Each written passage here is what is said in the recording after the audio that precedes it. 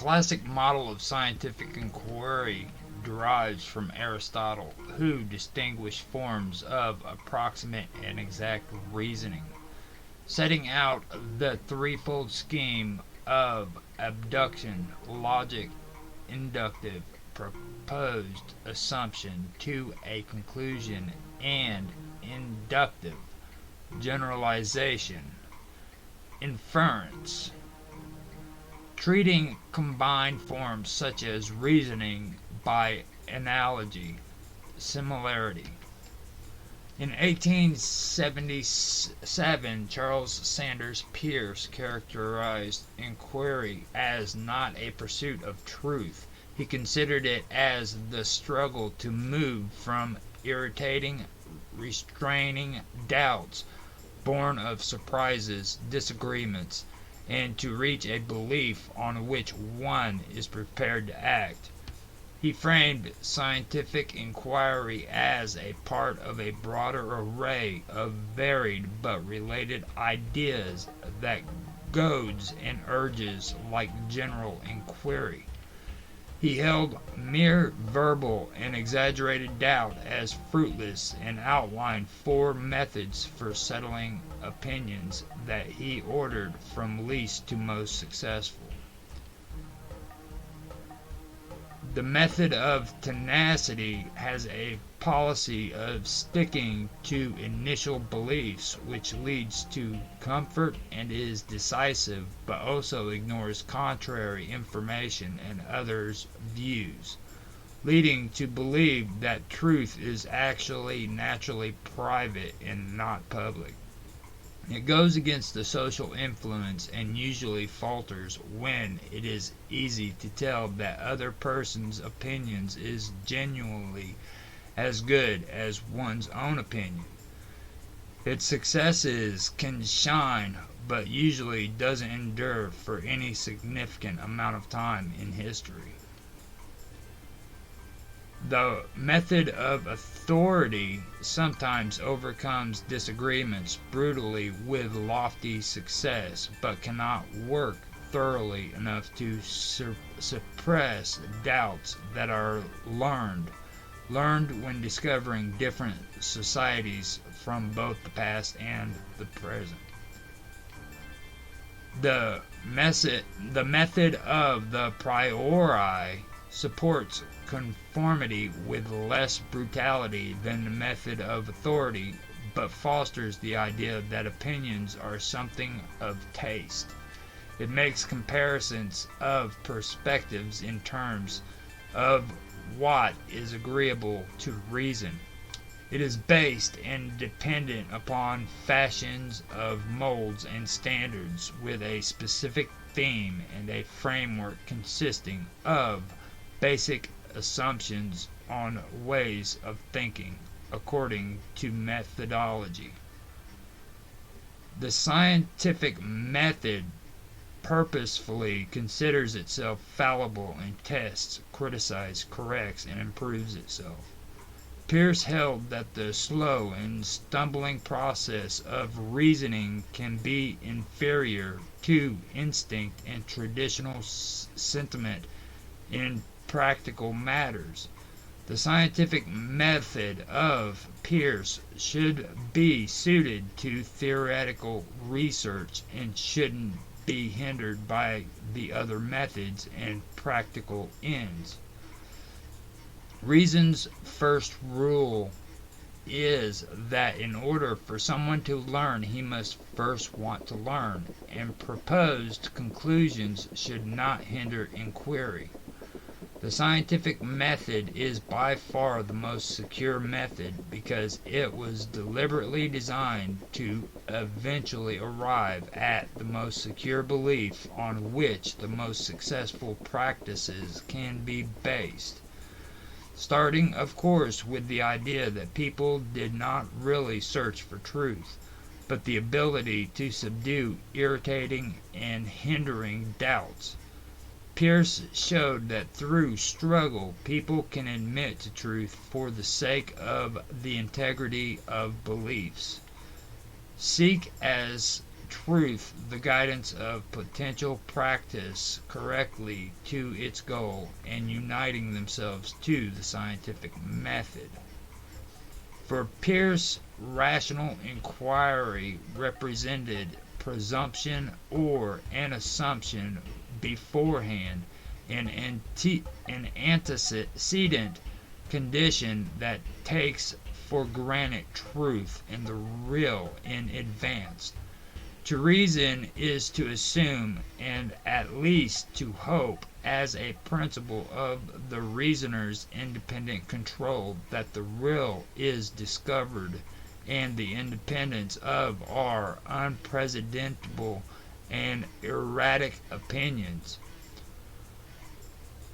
In this system he defined truths as an exchange offered and suggested for consideration to its form, doing this from a practiced point of view and consideration with reference to their causes, antecedent conditions, and results, without or not as actual majority opinion of some definite finite community, which suggests that to inquire is to poll the experts.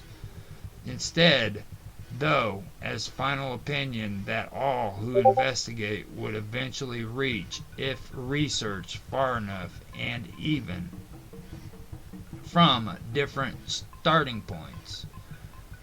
As one following the other, Peirce defined the real as the true indication visible. Rather, it is a possibility, quality, actuality, brute fact, necessity, norm, or law, independent of majority opinion and dependent only on the final opinion discovered through sufficient investigation and research. Do the science concepts of truth and real involve a community without definite limits, but with self-correcting as needed and definite increase of knowledge, as the process of arriving at some logical conclusion. Logic is rooted in the social principle, since it stands on the dependence that is unlimited. Paying attention to all the historical explanations before, Peirce outlined scientific method into three kinds of inference, and in a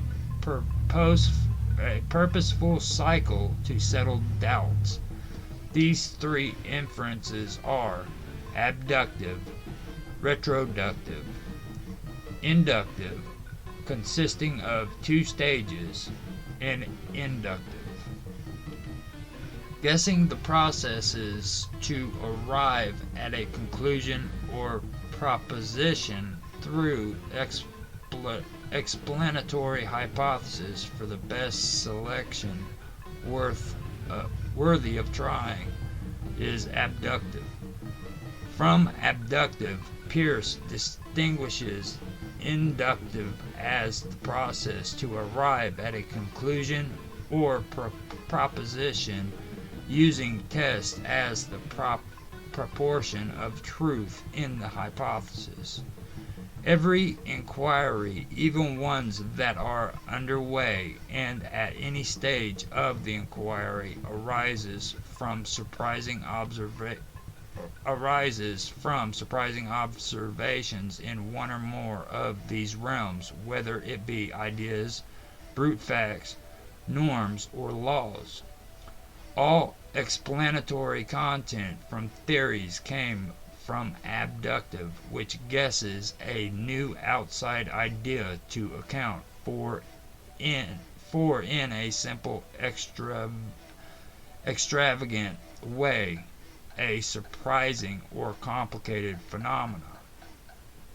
Often, though, even a well-prepared mind guesses wrong, but the moderate success of guesses far exceed that of sheer luck, seeming to be in harmony with nature through instincts that are developed or infixed. especially since best guesses seem to have the appearance of truth and reason, credibility, and worthy of approval in the simplest of the sense. Moving, acting, working with ease, and sometimes with superficiality, unconstrained, easy, done, and natural. Galileo's natural light of reason and as distinct as logical simplicity.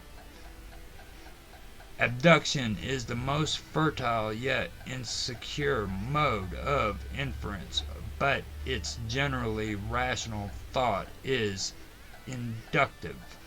Without it there is no hope of sufficiently speeding up investigation of new truths, and it works often enough to do so. Coordinative method leads to taking away a plausible hypothesis to judge it for its ability to be tested and how its trial would conserve inquiry in itself. Peirce calls his system of practical consequences the logic of induction, and his maxim is, consider what effects that might conceivably have practical bearings you conceive the objects of your conception to have. Then your conception of those effects is the whole of your conception of the object. His logic of induction is a method of reducing conceptual confusions beneficially by equating the meaning of any conception with the conceivable practical implications of its object's conceived effects. The method of experimental mental reflection upon to forming hypotheses and favorable to testing them with efficiency. A hypothesis are without the need to have practical implications lead to at least mental tests, which later with science must lead to scientific tests also. A simple but unlikely guess, if uncostly to test for falsity, may belong first in line for testing. A guess is by nature worth testing if it has instinctively plausibility or reasoned objective probability, while subjective probability, even though reason, can be misleadingly seductive.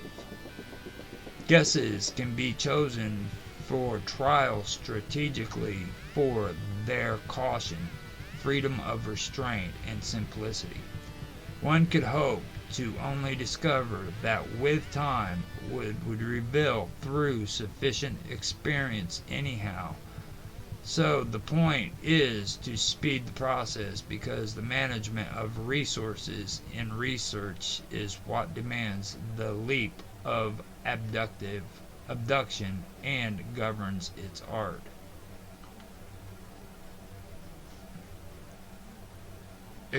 Explication: unclearly a proposition to support or help to support a conclusion, but deductive analysis of the hypothesis in order to render its part as clear as possible.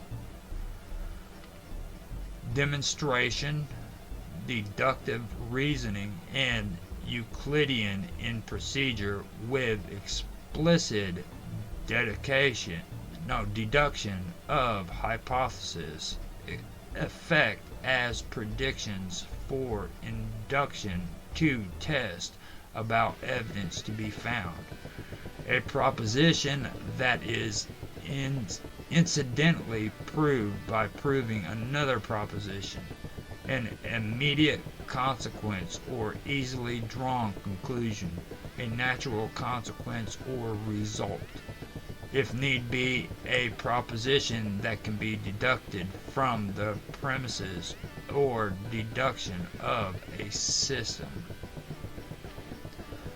The long-run validity of the rule of induction is deducible from the principle and supposes or assumes beforehand, taking reality for granted in advance and in general, believing that the real is only the object of the final opinion to which adequate investigation leads to.